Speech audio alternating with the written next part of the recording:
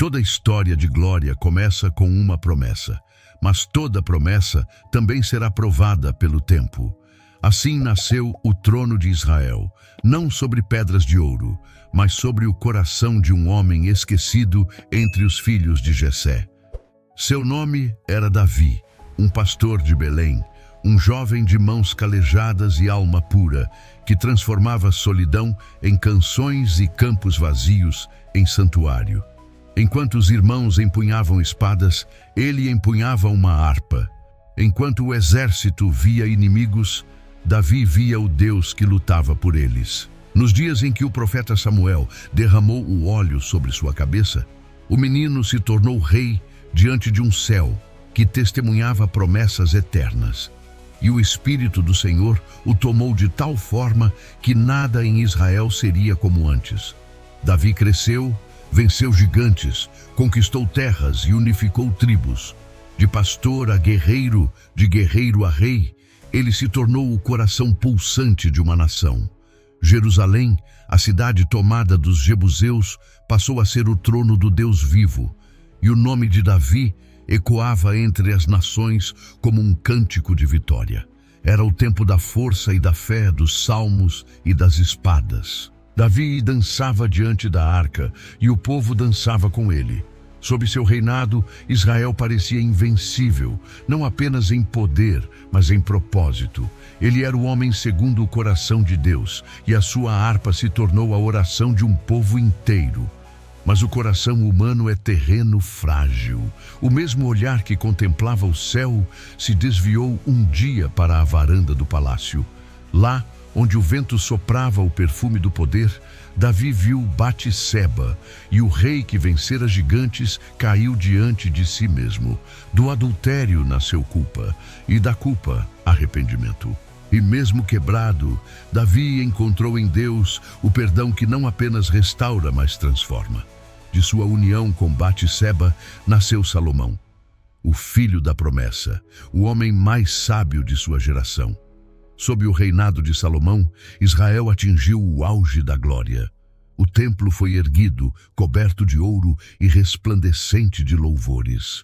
O nome de Israel era conhecido entre reis e rainhas, e a sabedoria do filho de Davi atraía os povos de longe. O trono brilhava, o povo prosperava, e parecia que a promessa havia alcançado seu cumprimento. Mas o ouro tem o poder de cegar, e a abundância pode ser mais perigosa que a guerra. Salomão, cercado de glória, começou a amar as vozes que o afastavam do Deus de seu pai. O rei que edificara o templo também ergueu altares a deuses estranhos. As fronteiras de Israel estavam intactas, mas as fronteiras da fé começaram a se romper. O coração do povo seguia o mesmo caminho, devagar, quase imperceptivelmente, afastando-se do Deus que os havia exaltado. O brilho do trono começou a se apagar. A casa de Davi, ainda bela por fora, já rachava por dentro. O som das canções de vitória deu lugar a murmúrios de desobediência. O Senhor, que olhava dos céus, via seu povo se perder. As coroas começaram a pesar, os tronos a vacilar, e o esplendor do Reino Unido de Israel se tornou apenas uma lembrança distante. O que fora erguido com fé começava a ruir pela idolatria. Assim, a história que começara com uma promessa caminhava lentamente para o juízo. O mesmo Deus que levantou Davi em graça, agora preparava o tempo da correção. Não por ira, mas por amor, pois a promessa jamais seria esquecida, ainda que o trono fosse abalado. O trono de Davi ainda reluz, mas as sombras já se aproximam. O que virá depois da glória? O que acontece quando o povo de Deus esquece o Deus que lhe deu tudo? Após Salomão, o reino já não era o mesmo. As muralhas de Jerusalém ainda se erguiam majestosas, mas os alicerces do coração do povo haviam se partido. Roboão, filho de Salomão, herdou um trono de ouro, mas um coração dividido. Quando o povo clamou por alívio, ele respondeu com dureza. E assim, o que o orgulho não sustenta, o tempo destrói. O reino se rasgou em dois, como um manto velho. Israel ao norte, Judá ao sul. 2 povos, 2 coroas e um só Deus esquecido. As gerações que seguiram a Davi foram como ondas que se levantam e caem. Uns reis buscaram o Senhor, outros se curvaram diante dos ídolos. Uns restauraram o altar, outros o profanaram. A cada século, o eco da promessa a Davi: jamais faltará homem no teu trono, parecia mais distante, quase esquecido entre as ruínas do pecado. No norte, os reis de Israel se corromperam rapidamente. Jeroboão erigiu bezerros de ouro e ensinou o povo a adorá-los. Os profetas clamavam nas praças: Elias, Eliseu, Amós, Oséias, mas suas vozes eram abafadas pelo som dos banquetes e das oferendas pagãs. O reino do norte foi entregue às mãos da Assíria, e suas 10 tribos desapareceram como poeira levada pelo vento. No sul, em Judá, o trono de Davi ainda resistia. Alguns reis, como Ezequias e Josias, reacenderam a fé, limparam o templo e restauraram a lei. Mas o pecado se infiltrava como uma erva daninha, retornando sempre que o coração se afastava da obediência. A idolatria não apenas habitava nos altares, estava entranhada nas almas. Os profetas vieram como sentinelas da misericórdia. Isaías falou da vinha que não deu fruto. Jeremias chorou pela cidade que se prostituía com deuses estranhos. Eles advertiam, clamavam, suplicavam, mas o povo endureceu. Jerusalém, a cidade do grande rei, tornara-se uma casa vazia. O templo, antes símbolo da presença de Deus, tornara-se um abrigo de hipocrisia e comércio espiritual. Então, o juízo se aproximou como uma tempestade no horizonte. Babilônia crescia, poderosa, impiedosa, com exércitos que marchavam como feras famintas. Nabucodonosor não era apenas um rei estrangeiro, era o instrumento da disciplina divina. A linhagem de Davi, que começara com cânticos de vitória, via agora seus descendentes tremendo diante da espada inimiga. Jeoaquim, Joaquim, Zedequias, nomes que ecoam nas genealogias de Mateus capítulo 1, versículos 10 a 11, são lembrados não pela glória, mas pela queda. Um a um, os reis de Judá viram o cerco se fechar. As muralhas ruíram, os portões se incendiaram e o templo, o orgulho de Israel, foi saqueado e destruído. O ouro que Salomão consagrou foi levado para palácios estrangeiros. Os filhos da promessa marcharam acorrentados para a Babilônia.